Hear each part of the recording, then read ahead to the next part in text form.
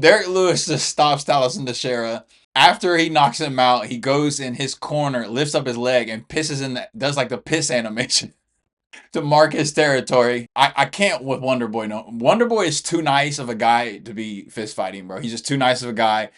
And Steve Garcia has to literally chase Calvin Kattar around for 3 straight rounds when everybody got mad at Yusuf Zalal for running from Calvin Kattar in the third round. We got a lot to talk about. Let's get into the card. All right, y'all gotta let me know y'all thoughts on this in the comments. I'm gonna say it was an early stoppage. Now, he did grab the fence when he got knocked down to get back up really quickly, but when the ref stopped the fight, you could clearly tell Homeboy was still in it, like he wasn't knocked out yet. But anyway, Derrick Lewis gets the KO. DC after the fight asked him, "What do you want next, Derrick?" And Derrick says, "Man, shit, I've been gone for 2 weeks. Shit, I want my wife." I ain't never heard that. I want my wife, nigga. That's a fire ass line. Yeah, I guess Derrick really got up for this fight, bro, because he said, "I don't speak Portuguese, but I know they was talking shit."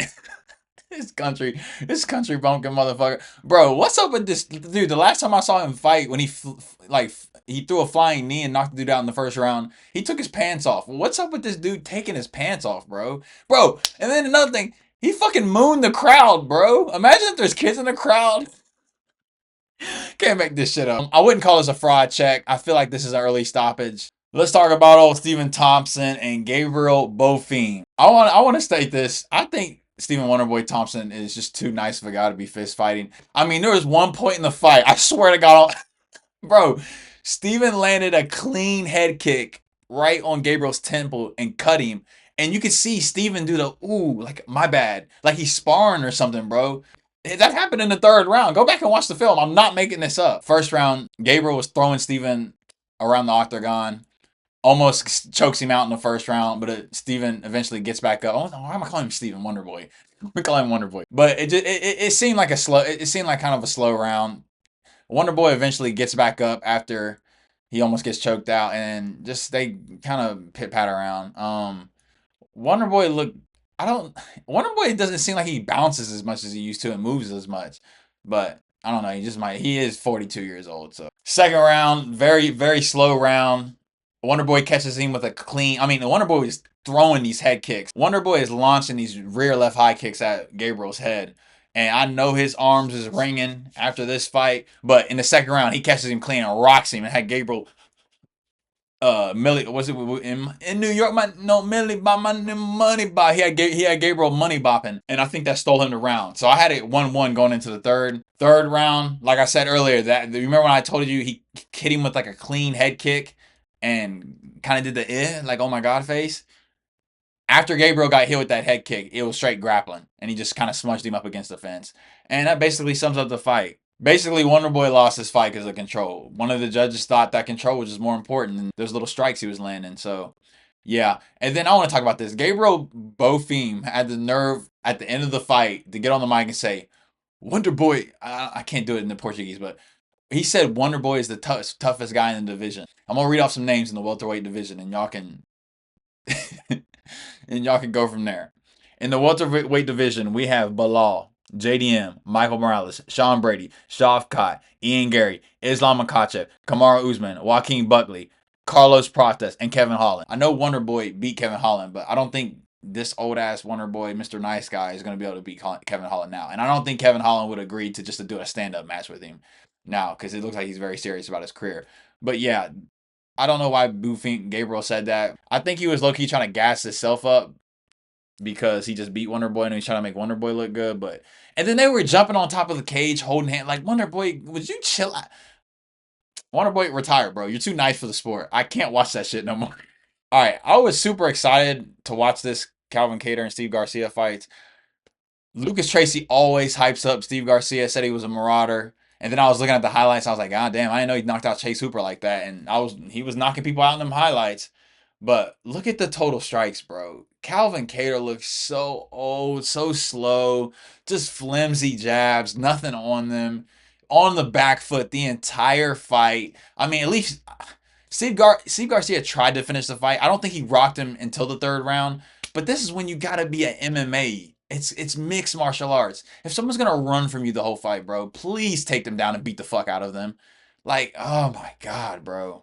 It was just like rinse and repeat for 3 straight rounds. Now in the middle of the third round, Calvin did kind of start throwing a little bit, but I don't even know how he's still ranked, bro. Going into this fight, like he lost to Yusuf, he lost to Aljamain, like he never fights too. That's another thing. I mean, shout out Steve Garcia for trying to finish the fight, but my God, it looked like he was just showing up for a paycheck in the first 2 rounds. I'm gonna be honest. That's what it looked like. USA in this, so yeah, shout out Nate the Train, put on a fucking great performance. Wasn't like that boring ass Calvin Cater performance. Nate the Train is a tough motherfucker because as soon as the fight started, Morgan was slicing that calf up. Oh my God. I wish I had a picture of the welts that was on Nate's legs. I feel like Joey Rogan right now, but those calf kicks were nasty. And Nate ends up rocking him in the first round, and then Morgan shoots the takedown. What did the first round strikes go? I thought Nate won the first round. And another thing about this fight, like these dudes were standing in the pocket. No one was really backing up. Like they were in the middle of the octagon the entire fight, damn near. Okay, and then we get into the second round. Like I said earlier, it's just a classic stand and bang. Nate's putting it on him. Nate gets kicked low in the cup, and then he tries to tell the ref, "No, no, no, I'm good." And the ref stops it for a moment. He's like, "Oh, come on!" And then he starts getting the crowd hype. And then when they unseparate him, Nate loads up the biggest Josh Emmett type overhand coming over the top, bro, and misses completely. And then we get into that third round, and I didn't think Nate was going to be a last. Nate's an old dude. This is a young buck. Morgan finally cracks Nate with a nice right hand. I think it was like an over the top right hand. And Nate's up against the fence. He's got nowhere to go. And he starts doing when they're hurt and they just start moving their head. I don't understand why UFC fighters don't dig to the body. That's why I fuck with Ilia Topuria. Because when he rocks people, he's going to go to the body. Because your body can't move, bro. Go to the body. This dude was swinging crazy. Looking like Cody Brundage, bro. And he finally did connect, but like if that punch didn't connect and knock Nate out, he would have gassed himself out because after the fight he had to go sit down. That's how gassed he was, bro. So he is lucky that connected, or I think Nate would have survived and then would have ended up finishing him. But bro, go to the body. Stop being such fucking headhunters. We got lighter man skill prevailing, Lucas Tracy.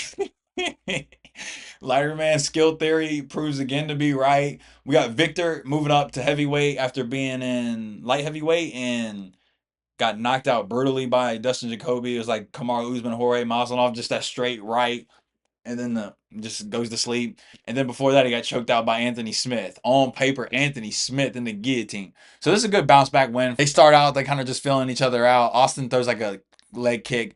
Victor with lighter man skill catches it, sweeps him, and gets straight into mount. And then I'm like, bro, are you gonna do something? No, Victor literally got on mount and just took a little chill for just a little break for a second and was just laying on top of him. I'm like, I understand you got the takedown, you don't want to lose the position, but damn, as soon as he postured up and started letting go of some ground and pound, it forced homeboy to move and turn to his back, and then he got the choke. So y'all, these these heavier weight classes, bro, the skill level is just so much different.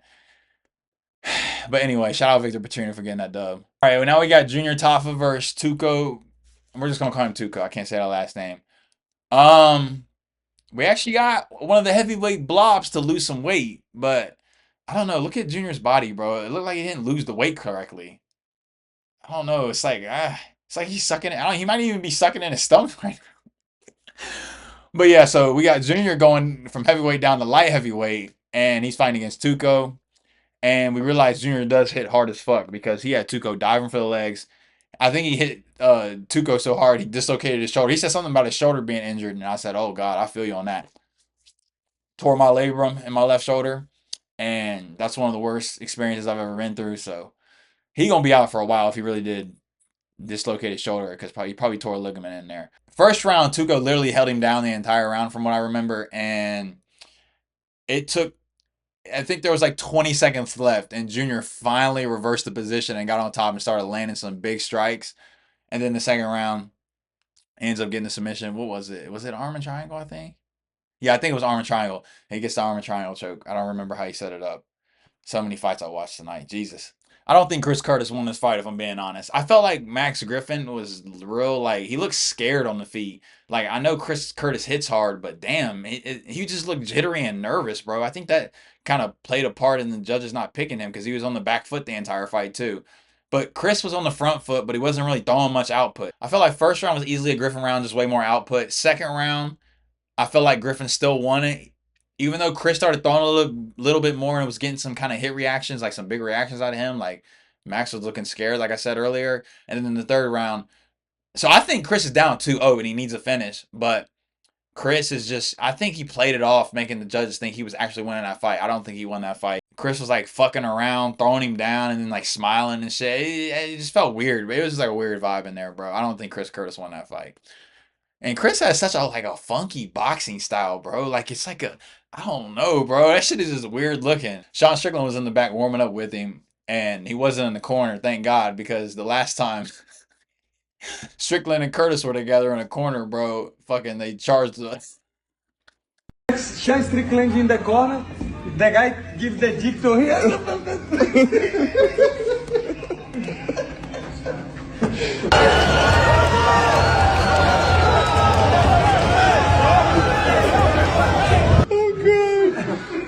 Like an old motherfucker.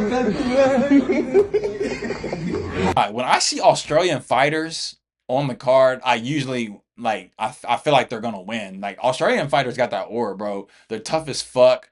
They're not fucking cowards. They're not gonna be on the back foot. They're not gonna fight like I just get that vibe from Australian fighters. Shout out my African brother Chidi. He came out slamming these body kicks. I think it was like 5 in a row on some Benoit BSD type shit. Jake said, "Oh no, I'm not eating these all night," and like ended up doing like a nasty like trip. I don't know if it was a throw or a trip, but got him to the ground. He jumped straight on that back. Chidi tried to stand up. Next thing you know, Chidi's tapping, getting choked out, and it was over like that. Minute. It was like look, only took a minute. After the fight, he called out Gilbert Burns. Gilbert, sorry Jake, you're not gonna be able to fight Gilbert Burns because, like I said in my previous videos, he's in a retirement home right now with Jose Aldo. And then he also said he's the only person not to get finished by Michael Morales. He took Michael Morales to the decision. Okay, so yeah, he's on a 3-fight win streak. Unanimous. He lost a unanimous decision to Michael though, so I don't know why you said that, bro. You look, he got dominated. You did go 3 rounds with him though. All right, let's talk about this fight. We got the heavyweight fight. As soon as the fight starts, I swear to God, Walter runs at him, just throwing punches or whatever, just try to set up a takedown. And he shoots a takedown and just puts his arms out and runs toward him. It was the most goofiest looking takedown I've ever seen in my life. I said, this is heavyweight skill at its finest. But Big K kind of gets a little cocky after seeing that. I would too, and starts laughing at him and shit. Which I would too if someone tried to take me down like that, and ends up getting caught and getting rocked, and Walter gets him up against the fence. And I'm not gonna lie, this was a nasty heel hook, bro. I've never seen that from a. Usually in the heavyweight division and the light heavyweight, all they got is fucking arm triangles and shit like that and guillotines. Dude snatched up that leg and made Kennedy hit him with the quick tap. It was a quick tap. It was like boom, boom, boom, boom, boom, and got him up out there quick. Under a minute. He has to have a performance of the night for that, even though he shot that plotty man takedown. But damn, that was a nasty heel hook. Oh, so the total strikes on this fight was really close. I think this was kind of an entertaining fight. Mitch was coming out slamming these calf kicks against Mike, and Mike picks him up and throws him across not throws him across, he throws him out the octagon, jumps on him, and controlled his back for the whole round. Second round, they're just kind of still going back and forth. Like, look how even they're still going back and forth. Look how even it, I cannot say the word, even it is on the strikes. And Davis comes in, throws a flying knee. It kind of hits him in like, maybe in the chest, maybe knock the air out of him a little bit, and then he just starts unloading on him on the fence and gets the stoppage. So yeah. I do want to talk about this fight real quick though, because I was playing 2K during this fight, and I looked over, and bro, this girl right here, Fatima, this girl threw like a nasty like TJ Dillashaw type combo. Like she threw like a, I think she was in Southpaw, she threw like a jab and then followed it with a head kick. I said, what? Women can throw these type of combinations? And put little Mexicana Melissa Martinez out cold. Ella estaba durmiendo. Viva Mexico, cabrón. I mean, I feel like that was just like an average card. I didn't really get hyped, maybe because I was a little tired going into the card. But it was alright. We got some fun next week though. Max Holloway DP, the trilogy in Louisiana. I got my Louisiana gear on. You know, I went to school out in Louisiana. Hey, if you made it all the way to the end of the video, hit me with a like, bro. And if you're new to the channel, subscribe. Also, comment down below who you got next week, Max Holloway or DP. I don't know who I'm going to pick yet, though. I'll be thinking about it. I'll catch y'all on the next one. We out. I'm him, I can tell you from the jump, I'm a different breed. Bought a new tech, free shot, no referee. I ain't gon' force, nah shit, I'ma let it be. White gold shining, diamonds red like the 7 Seas.